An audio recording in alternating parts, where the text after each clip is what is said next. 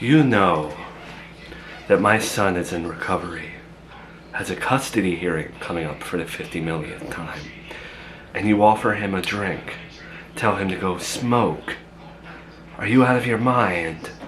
I was just trying to help him, because it's clear that all this 2025 millennial bullcrap with everyone in their white coats, it ain't working for him, right? I've never seen this man more depressed. Okay, so maybe he needs to change his medication.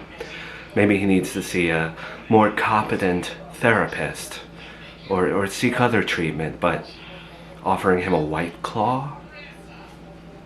What did they get to you too? Huh? One medication don't work here, try a million other ones. Try another therapist. Spend this fortune on this and that.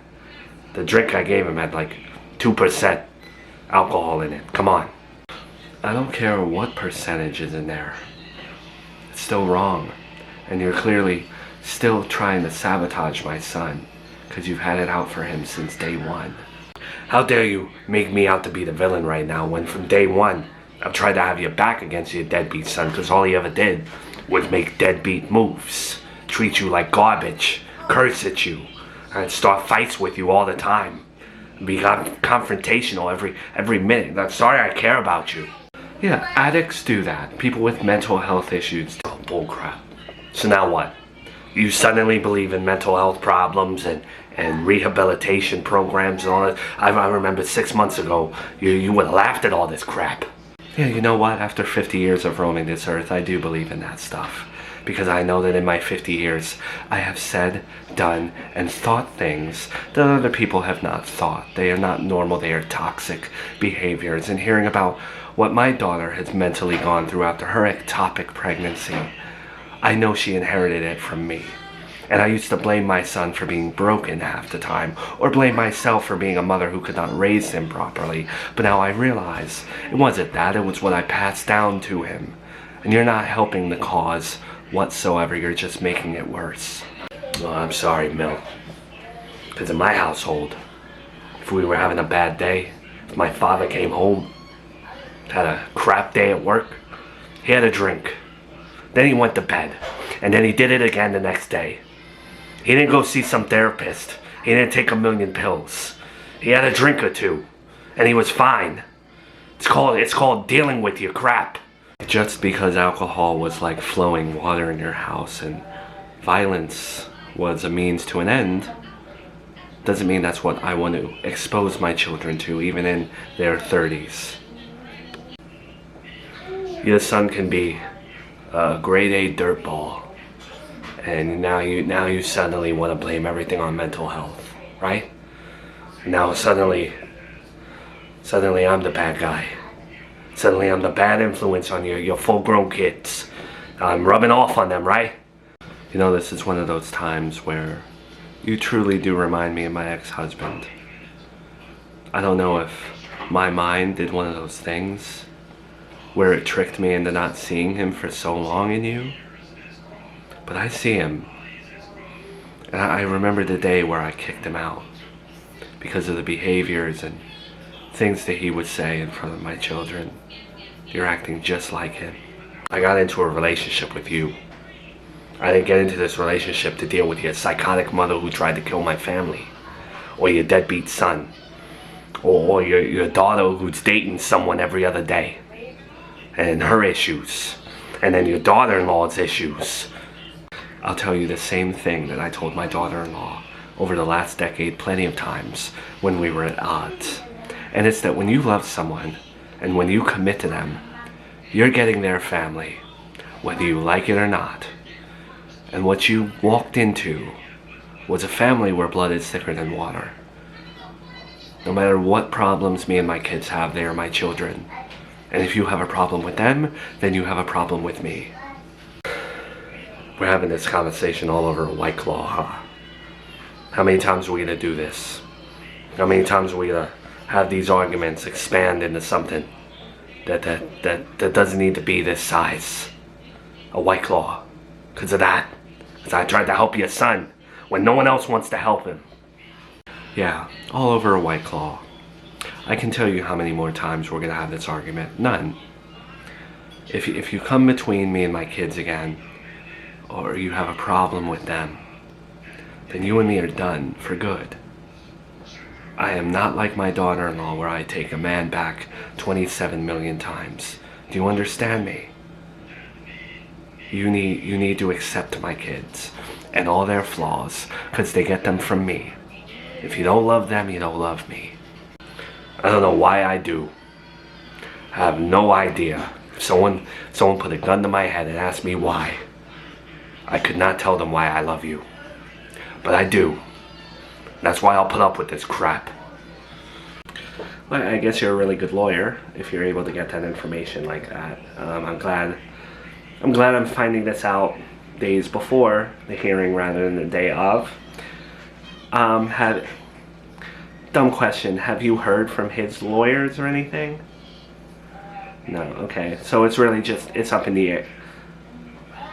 Okay. So there's some. Sorry. I'm blown away that he's not in the military anymore. Like you're sure that he was medically discharged? So he's been out. He's just been out and out in the world, and he could have been here. I know, I'm just shocked by that. I don't know. So it's pretty guaranteed that he's showing up, correct? Right. Okay. Yeah, I'm sorry for so many questions. I'm just, yeah. I'm gonna tell my, my ex-husband all of this. Thanks again.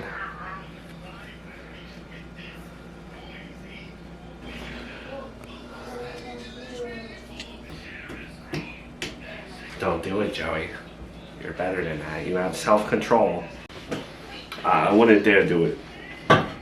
Honestly, I'm just holding it. I know it sounds silly, but I'm holding it to like test myself, you know, to show myself like I can hold something like this and not even open it, you know. You've really had problems since leaving the prison, huh? I guess giving everything up cold turkey has really affected you. Yeah, I am. I'm having a real hard time because I feel like somehow me being the nice guy, me being better, and me being the guy Miranda wants me to be is causing more problems than if I just left her alone and if I had been toxic or something. You can't think like that though, because look how good you've been doing, you know? How can you even think that when you've like overcome every temptation and stuff? I'm doing good because everything is going good. I have nothing like, I mean, this ain't really temptation, but I'm afraid that when I see this man in court, if and when he shows up, all my good work, I don't know what type of baby daddy I'm gonna be in that situation. You have to tell yourself that whenever you see this man, because you will see him again, I just know it, you have to tell yourself that you'll take the high road, you'll be the bigger person, that you won't be the same Joey that you used to be. You have to find a way to cope through that. The only thing that's like helping me sleep at night is knowing that he's in the military and maybe he won't even show up. Maybe that'll prohibit him from being there.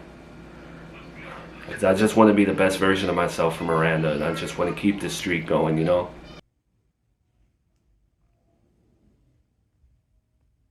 Brian was medically discharged from the military. He's been out for about 2 weeks now. I know you don't want to hear that, but given his summons, the 98% chance he's showing up that day. So, can I say something without it coming off as like the jealous ex-husband or the other man? Of course. Say whatever you want. So this man abandons you just like I did, except I came back and took care of my family. So you're under the impression that he joined the military, which that's not as bad as just abandoning someone, I guess, right? It softens it a little bit. He joined the military, yet for what, a week and a half now, he's been out and he hasn't texted you, he hasn't showed up, none of it. You see that though, right? I know. I thought about this, believe me. I know, you don't have to tell me. And I'm reading your mind a little bit here. And I'm reading a lot of people's minds here. Maybe he's under the impression that he's not coming here because you're back with me, and he's pissed off. Is that a real legitimate excuse to not come see your daughter because your baby's mother is back with her ex-husband? You see how that's like toxic or wrong, right? I don't want to speculate what's going on in his life. I don't want to assume, and I honestly don't want to think about him. But you're correct. You know, if you have no obligations, you should be here for your daughter. At least. Even if you can't stand me, you should be here for your daughter, I would say. Again, I don't know what his reasons are, and I don't know what's going on in his life right now. So. Is there any chance this man might not show up? I know that, like me, he'd be held in contempt of court, right? Yeah, no, he'd be in trouble if he didn't show up. He's been summoned to court because I'm trying to take custody from my mother. And he's still the parent of Charlotte, who had say, my lawyer said, 98% chance he's showing up. But of course, there's always those other loopholes and other reasons that maybe he won't, but it's unlikely.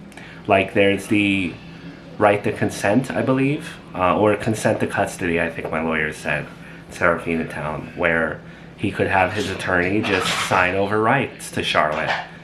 But I can't see that happening. You know, I can't see him just giving me full custody, or my mother, God forbid.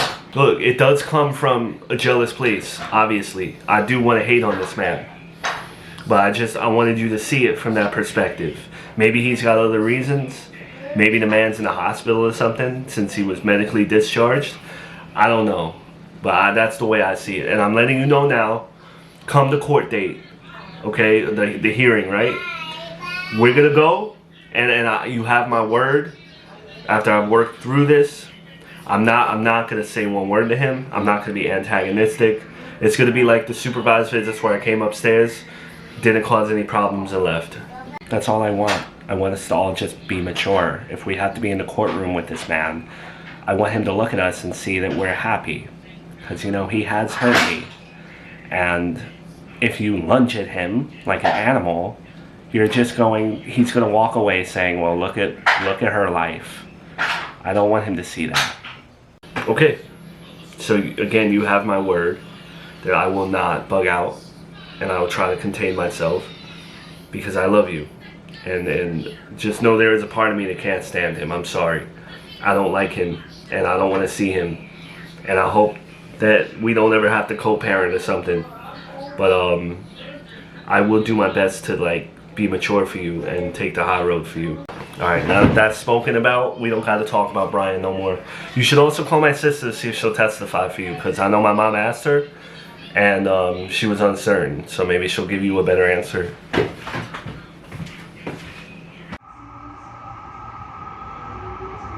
I don't want to put you on the spot in any way, but are you gonna be coming to court with me in this custody case?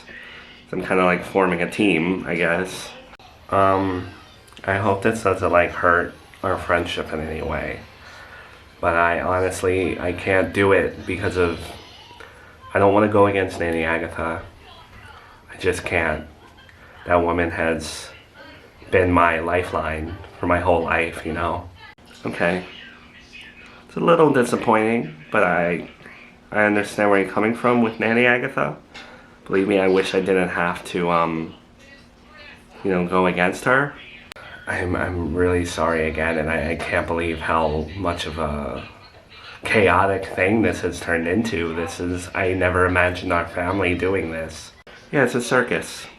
I'm just hoping that once the day is over, I'm not talking to my mom ever again after this, but just hope we can all coexist and Nanny Agatha won't hate my guts, I guess. Is it going to hurt your chances badly if I don't give a statement? I don't think statements from friends and family carry as much weight as we all think they do, because everyone's biased, but with the way things are going, I have no idea what to expect on that day. Zero idea.